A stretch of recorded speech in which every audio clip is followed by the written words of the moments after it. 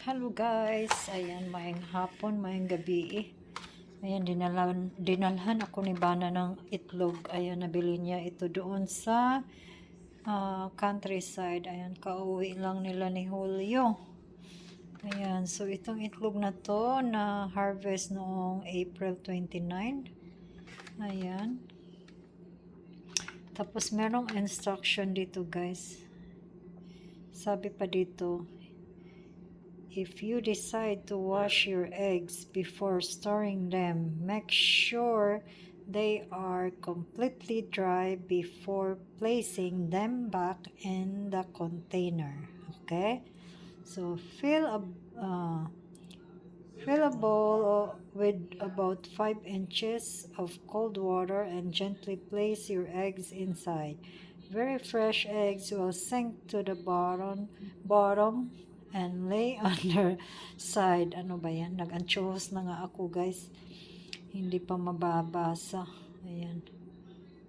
Ang liliit kasi. If an egg stays at the bottom but stands on its small end, it's still fine to eat, just not quite as fresh. Okay. So, ito dalawa siya. Dalawang dosina. So, meron na ako ditong tubig, guys. Nagpaano na ako na tubig. Ayan. Gasin natin.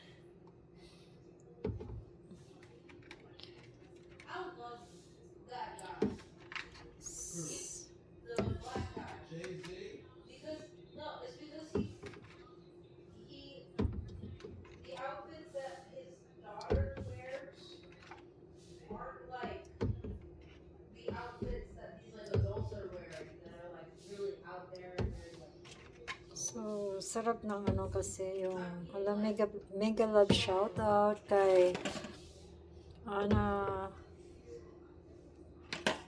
sis Ana. Kasi meron yung mga ano si sis Ana eh. Meron yun siyang mga manok. Nag-harvest yun siya ng kanyang ano.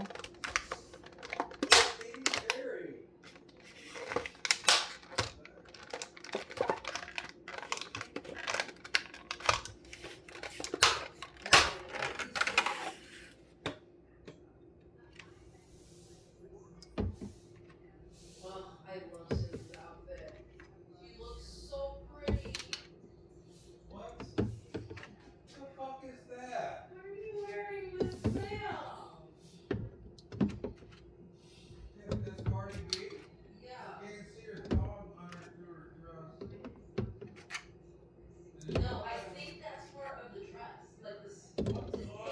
What is this? Ayan guys, dalawang dosina guys. So, What are you